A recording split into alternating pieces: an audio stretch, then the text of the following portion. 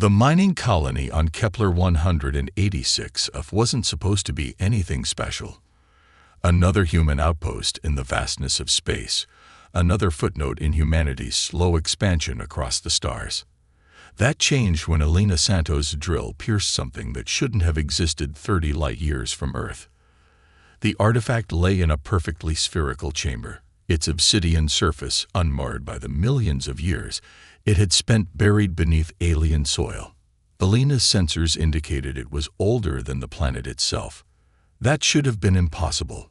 She remembered thinking, just before everything changed, that it looked almost like it had been waiting. The hegemony's response came within hours of her first report. Their ships appeared in formation above the colony, their hulls gleaming with the characteristic blue-white sheen of advanced photonic technology. The message they broadcast was simple: stand down and prepare for containment. Nobody expected the artifact to respond before the colony could even attempt surrender. It pulsed once, a ripple of golden light that spread across the planet's surface like a wave. The hegemony ships reacted as if struck, their shields flaring brilliant white before failing completely. In the confusion that followed, the hegemony commander made the decision that would change the course of galactic history. He ordered planetary sterilization. 3,417 human colonists died in the bombardment. The artifact, however, survived. As nuclear fire rained down on the colony, it sent a signal, not to Earth, but somewhere deep in the void between stars. The hegemony sensors detected the transmission but couldn't decode it. Their linguists would later translate only 3 words: the sleepers awaken. On Earth, Dr. Maya Rodriguez was the first to notice something was wrong. The deep-sea monitoring station she managed off the coast of Chile began picking up signals from the ocean floor, signals that matched no known frequency in human or alien databases.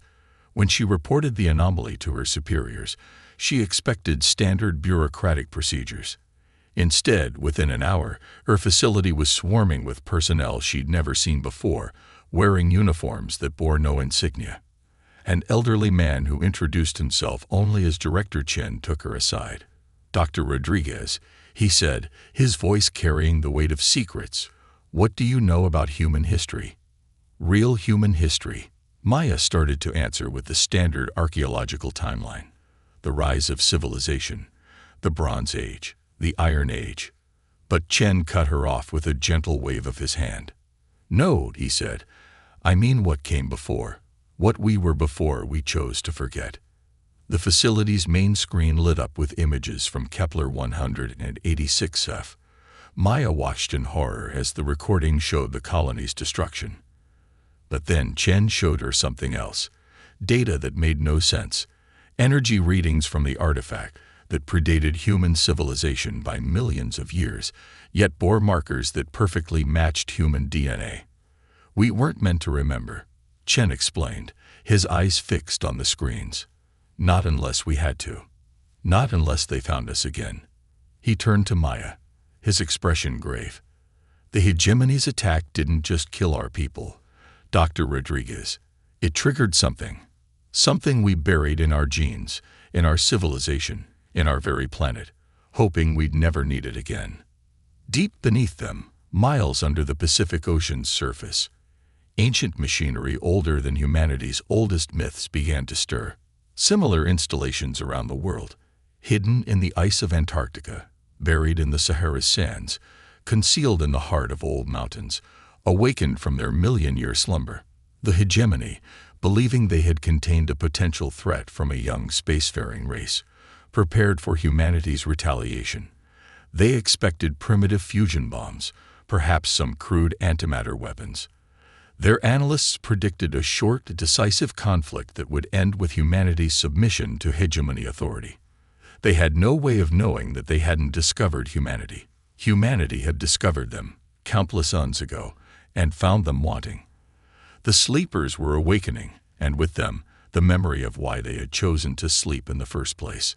In his office atop the United Earth Government building in Geneva, Director Chen stood at his window, watching the sunset. His tablet displayed an urgent message from the Lunar Observatory. Massive energy signatures were being detected throughout the solar system, emanating from locations that, according to every database, should have been empty space. He thought about the choice their ancestors had made to hide their power and start anew, hoping to evolve beyond the need for the terrible weapons they had created. He thought about the 3,417 lives lost on Kepler 186f. Most of all, he thought about the responsibility that now fell to a humanity that had forgotten its own power. Send the message, he told his aide, to every human settlement and station. Tell them, he paused, the weight of history heavy on his shoulders. Tell them it's time to remember. Across Earth, across the solar system, across human space, people began to dream. They dreamed of ships that could fold space, of weapons that could unmake stars, of a civilization that had reached heights the hegemony couldn't imagine. They dreamed of why that civilization had chosen to step back from that precipice, to hide its power, to sleep. In orbit around Kepler 186f, the hegemony ships detected new energy signatures. Deep in the void between stars, ancient sentinels stirred. And in the darkness beneath Earth's oceans, machinery built by hands that had long since turned to dust hummed to life, ready to remind the galaxy why some powers are best left undisturbed. The last guardians were awakening, and the galaxy was about to remember why they had chosen to sleep in the first place. Dr. Maya Rodriguez stood in a chamber that shouldn't exist. The facility, buried 12 kilometers beneath the Pacific Ocean, defied everything she thought she knew about human engineering. Its walls seemed to drink in light, their surface marked with flowing symbols that tugged at the edges of her memory like half-forgotten dreams. "How long has this been here?" she asked, her voice barely above a whisper. The chamber stretched above them for what seemed like kilometers, its ceiling lost in darkness. Director Chen ran his hand along one of the walls, the symbols flickering at his touch. "Always," he said, "before the first cities, before the first writing, before what we think of as humanity began." He turned to her, his eyes reflecting the subtle glow from the walls. "We didn't build this, Dr. Rodriguez. We inherited it." The dreams had started 3 days ago, following the attack on Kepler 186f. At first, they seemed random, fragments of impossible memories, visions of technologies that contradicted known physics, glimpses of a civilization that spanned galaxies. But as Maya stood in that ancient chamber, the pieces began to fit together. "The genetic markers," she said, understanding dawning. "The ones we could never quite explain. Junk DNA that wasn't junk at all." Chen nodded. "Memory markers. Knowledge encoded into our very beings, passed down through countless generations.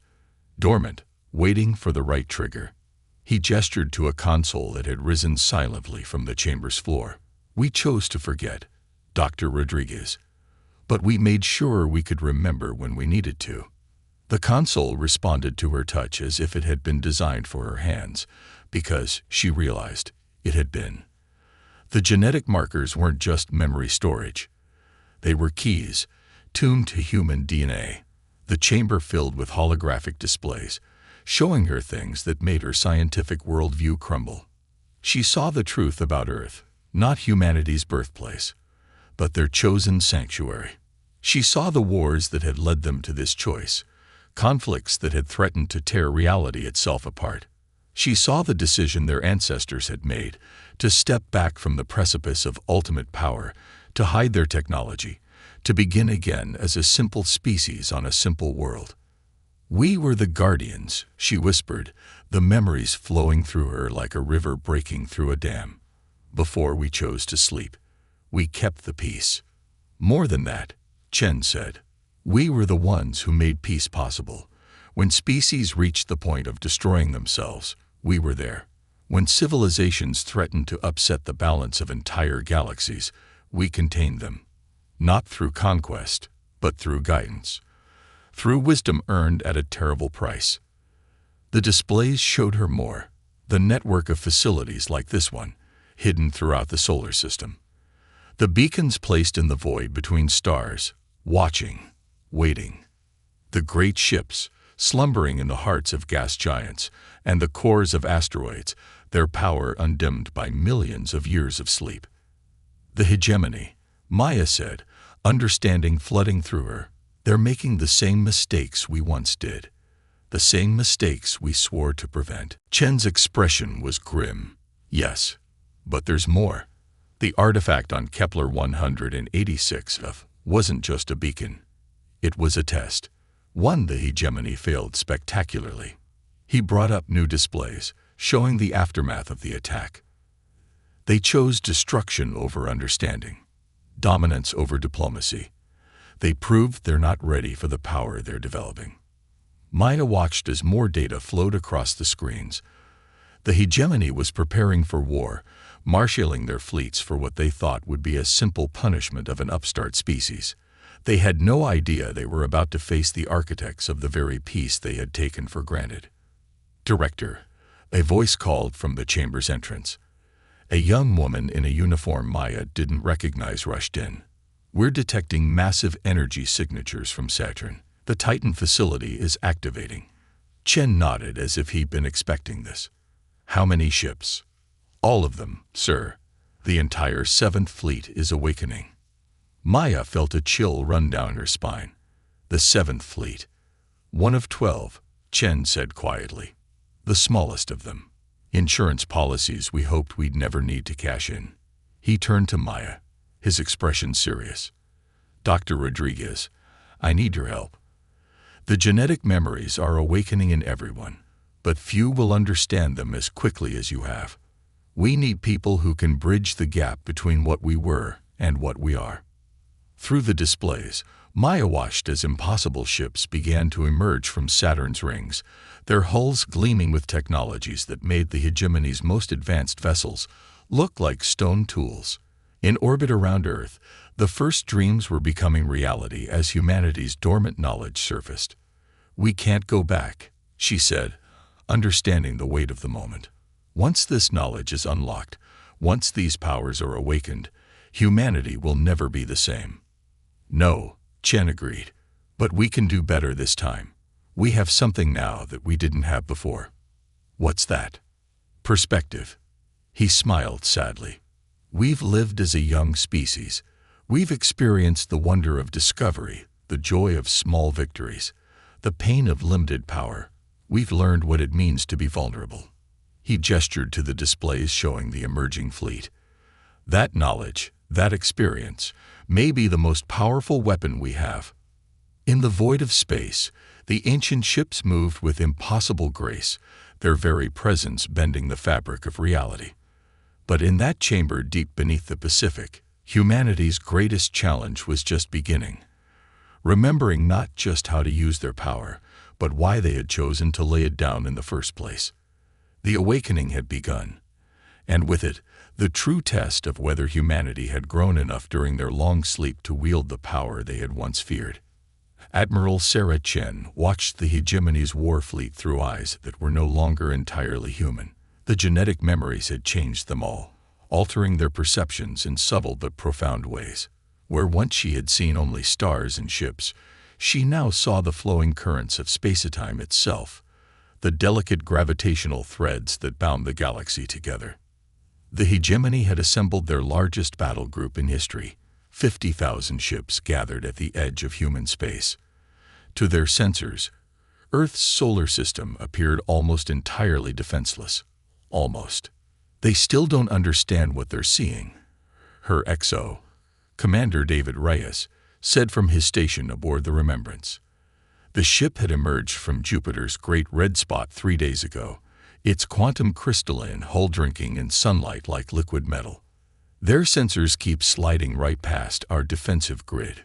That's because they're looking for what they understand," Sarah replied, watching the ethereal display that surrounded her command chair. "Shields, weapons, engines, we don't use any of those, not in the way they comprehend them." The memories that had awakened in her showed the truth. What the hegemony called advanced technology was little more than clever arrangements of matter and energy. What humanity had achieved, before their great sleep, was something far more fundamental. They had learned to write new laws into the fabric of reality itself. A communication request flashed across her consciousness. Dr. Rodriguez, reaching out from the Earth facility. Sarah accepted with a thought. Admiral, Maya's holographic form appeared beside the command chair. The Guardian protocol is fully active. We've confirmed similar activations across every human world and colony. Sarah nodded. The protocol wasn't just a military response. It was a fundamental transformation of human civilization, coded into their very DNA.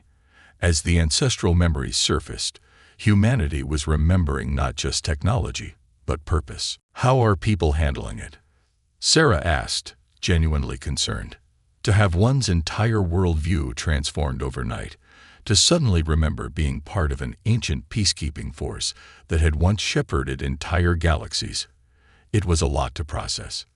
Better than we expected, Maya replied. The genetic encoding included emotional and psychological buffers. Our ancestors knew this would be traumatic. They built in safeguards. An alert pulsed through the ship's neural network. The hegemony fleet was moving. They've made their decision, Commander Rice announced. Long-range sensors show they've activated their mass drivers. They're planning to hit every human world simultaneously. Sarah felt a deep sadness. The hegemony, for all their apparent advancement, were still thinking in terms of kinetic warfare. Mass drivers, no matter how powerful, were still just ways of throwing rocks very fast. They had no conception of what they were truly facing. Send the warning, she ordered. One last time. The message propagated across space, carried by channels the hegemony science couldn't detect. Stand down. You face forces beyond your understanding. We offer peace and guidance. The response came quickly. Humanity's primitives, tricks, and hidden weapons do not frighten us. Submit to containment or face extinction. Sarah closed her eyes, accessing memories that weren't quite her own. She saw the wars that had led humanity to choose sleep, conflicts that had torn holes in reality itself, that had threatened to unravel the very foundations of existence. She saw why they had chosen to hide their power, to start over, to wait until they had gained the wisdom to match their capabilities. All ships, she broadcast to the human fleet hidden throughout the solar system. Initialize reality anchors. Prepare for dimensional shift. Around the solar system, machines that had slumbered for millions of years hummed to life. The hegemony sensors detected nothing until it was too late. Space itself seemed to ripple, like a pond disturbed by falling rain. Their weapons, designed to work within the normal laws of physics, found themselves operating in regions where those laws had been temporarily rewritten. The first salvo from their mass drivers simply stopped, not through any barrier or shield, but because the very concept of kinetic energy had been locally redefined. Their ships, trying to maneuver, found themselves in a space where their engine's principles no longer applied. Show them, Sarah commanded. The human fleet revealed itself, not through any dramatic decloaking, but by allowing the hegemony to perceive a fraction of what they truly were. Ships that existed in multiple dimensions simultaneously, hulls made of crystallized quantum possibilities, weapons that didn't destroy but rather rewrote the fundamental properties of their targets. Through it all, Sarah felt not triumph, but responsibility. This wasn't about revenge for Kepler 186 stuff. It wasn't even about defending humanity. It was about remembering their true purpose: to guide, to protect, to ensure that no civilization would destroy itself or others in the blind pursuit of power. Admiral, Maya's hologram spoke urgently. We're detecting quantum fluctuations from the hegemony fleet. Their drive cores are becoming unstable.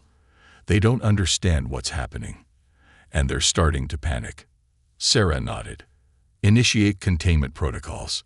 Full dimensional lock. Let's show them what it truly means to be guardians. The battle that followed would be remembered not for its destruction, but for its absolute absence of it. The hegemony fleet found itself caught in a bubble of altered space, where their weapons couldn't fire, their ships couldn't move, and their communication was limited to receiving. They were about to receive their first lesson in true power, not the power to destroy, but the power to preserve. The awakening was complete. The Guardians had returned, and the galaxy was about to learn that humanity's long sleep had never been about hiding from their power, but about learning to wield it with the wisdom it demanded. The Hegemony's High Council gathered in emergency session, their massive chamber filled with the panicked whispers of 1,000 representatives. On the central display, footage from their fleet played in an endless loop, ships frozen in space, weapons rendered useless, reality itself seeming to bend around vessels that defied comprehension. High Chancellor Vexterra, her crystalline form shimmering with stress patterns, addressed the assembly. What we thought we knew about humanity was a facade.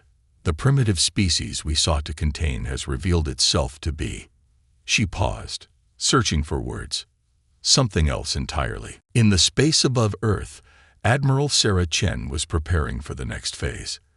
The containment of the Hegemony fleet had been necessary but temporary. What came next would reshape the galaxy's understanding of not just humanity, but of existence itself. All facilities reporting ready, Admiral, Commander Rice announced. The Jupiter arrays are aligned. Mars Defense Complex is online. The Luna repositories are unlocked. Sarah nodded, feeling the weight of history. Begin the revelation sequence. Across the solar system, ancient installations awakened fully. The gas giants shimmered as massive structures emerged from their depths. Not ships in the conventional sense, but vast complexes of crystallized thought and engineered space-time. The asteroid belt rippled as hidden bases phases into normal space, their surfaces covered in symbols that predated written language. But the most spectacular transformation came from Earth itself. The oceans began to glow with networks of light that had waited millions of years to shine again. From the deepest trenches rose structures that dwarfed cities, their architecture suggesting possibilities that most species hadn't even begun to imagine. Dr. Maya Rodriguez, watching from the Pacific facility, felt tears in her eyes. "We never left," she whispered. "We were always here, building, preparing, waiting to remember." The genetic memories showed her the truth. Earth hadn't been chosen randomly as humanity's sleeping ground. It had been carefully prepared, transformed over millions of years into both a cradle for their rebirth and a vault for their legacy. Every mountain range, every ocean trench, every geological formation had been subtly engineered to serve multiple purposes. In the Hegemony Council chamber, new data was causing near panic. Their sensors, finally calibrated to perceive a fraction of what humanity had hidden, were detecting similar installations around every human world. What they had dismissed as primitive colonies were revealed to be vast complexes of impossible technology, disguised as simple settlements. They were never expanding, one counselor realized aloud. They were awakening. Each colony was another restoration point, another backup of their civilization. Through it all, humanity continued to remember. The genetic memories weren't just technical specifications or historical records. They were the accumulated wisdom of a species that had learned the hardest lessons about power and responsibility. Each human was remembering not just what they had been, but why they had chosen to sleep, to forget, to start over. Sarah opened a channel to the Hegemony fleet, still held motionless in their bubble of altered space. "Your weapons cannot harm us," she said simply. "Not because of superior technology or greater power, but because we learned to stop thinking in terms of weapons altogether. What you see as our defenses are simply expressions of understanding you haven't yet achieved." She gestured, and reality rippled. The Hegemony ships found themselves not just released but transformed. Their weapons had been not destroyed but reimagined, turned into tools of exploration and discovery. Their shields now operated on principles their scientists would spend generations trying to understand. "We hid ourselves," Sarah continued, "not out of fear, but out of hope. Hope that when we returned, we would bring not just power, but wisdom. Hope that our long sleep would teach us what our ancient might could not." In the Pacific facility, Maya accessed the deeper archives, finally understanding the full scope of humanity's plan. It wasn't just about hiding our power, she told Director Chen. We used ourselves as an experiment. We wanted to know if a species could develop differently, if it could learn wisdom before power. Chen nodded. And now we have both. The question is, what do we do with them? The answer was already forming in the collective consciousness of awakened humanity. They had been guardians once, shepherds of young civilizations, protectors of cosmic balance. But they had been distant, removed from the struggles of emerging species. Now they had lived those struggles themselves. They understood what it meant to be vulnerable, to fear, to hope, to dream of the stars. Sarah turned her attention to the Hegemony Council chamber, her consciousness easily bridging the vast distance. We offer you not submission, but partnership, not dominance, but guidance. We have walked the path you now tread. We have seen its end. Let us show you a better way. The installations continued to awaken, each one a testament to plans millions of years in the making. But the greatest achievement wasn't the technology or the power. It was the perspective humanity had gained during their long sleep. They had learned what it truly meant to be guardians, not through force, but through understanding. The Titans had risen again, but this time they rose not to rule but to guide. The age of sleep was over. The age of awakened wisdom had begun. The great chamber of the Hegemony Council fell silent as Dr. Maya Rodriguez stepped through what appeared to be thin air. No ships had brought her.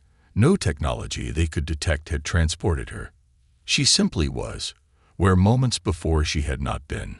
Behind her, the air shimmered like heat waves rising from hot pavement, suggesting doorways to places the hegemony couldn't begin to comprehend.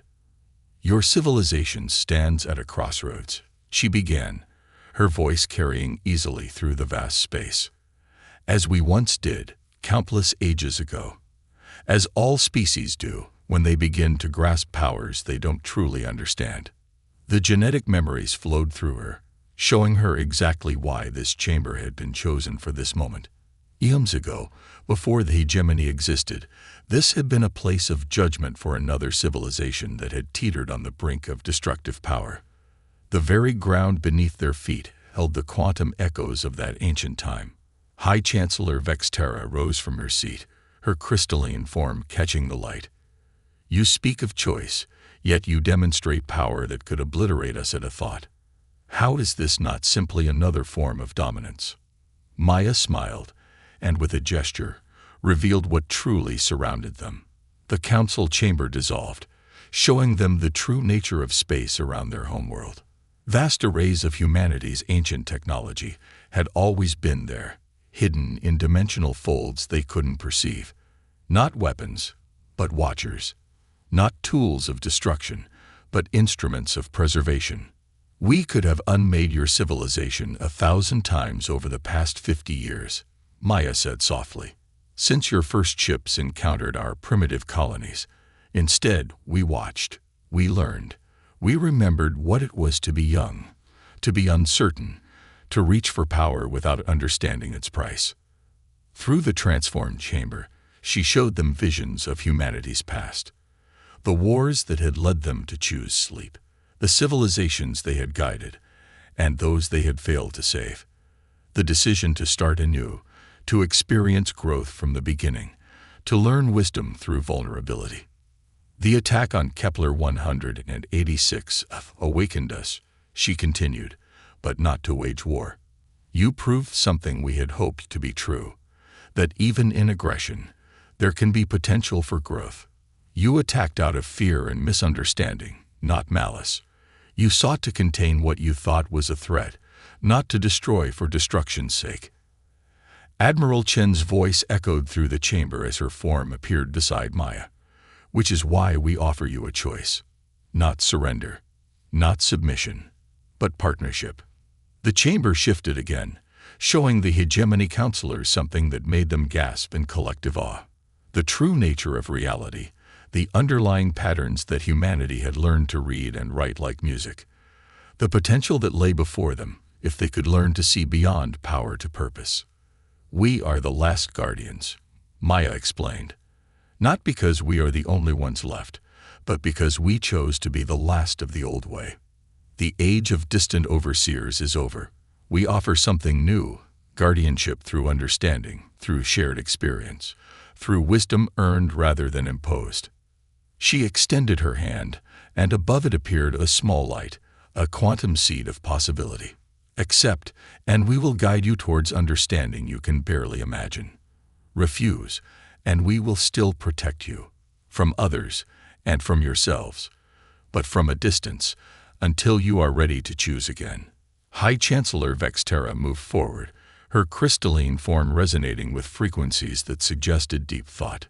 You offer us partnership, yet you hold power we can barely comprehend. How is this equality? Admiral Chen smiled. Because we remember what it is to be where you are. We remember the fear, the uncertainty, the desperate reach for security through strength. We rebuilt ourselves from the ground up to understand the very feelings you experience now. We offer not domination from above, but guidance from alongside. The genetic memory surged through Maya, showing her the moment their ancestors had made the same choice, not to sleep from fear or shame, but to sleep for understanding. To learn again what it meant to be young, to be vulnerable, to grow. The universe is larger than you know, she told the assembled council, more wonderful and more terrible than you can imagine. We chose to forget our power until we could understand it through new eyes. Now we offer to help you see through those same eyes, to learn what we learned, to grow as we grew. The quantum seed still hovered above her hand, its light reflecting in the crystalline forms of the hegemony leadership. Within it lay not weapons or tactical advantages, but understanding. The same understanding humanity had gained through their long sleep and reawakening. In the silence that followed, the choice hung in the balance. And in that moment, every human who had awakened to their ancient memories felt the weight of their ancestors' wisdom. They had not hidden their power out of fear, but out of hope. Hope that when they awakened, they would know not just how to wield their power, but why. The age of sleep was over. The age of awakening had passed.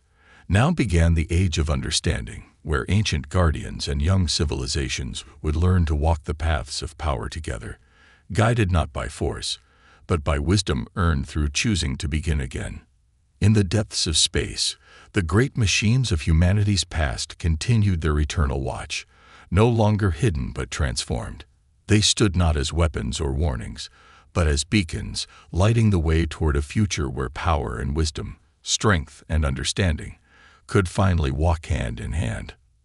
The last guardians had awakened to find their greatest power was not in the technology they had hidden, but in the perspective they had gained, and in that understanding lay the hope for all civilizations yet to come.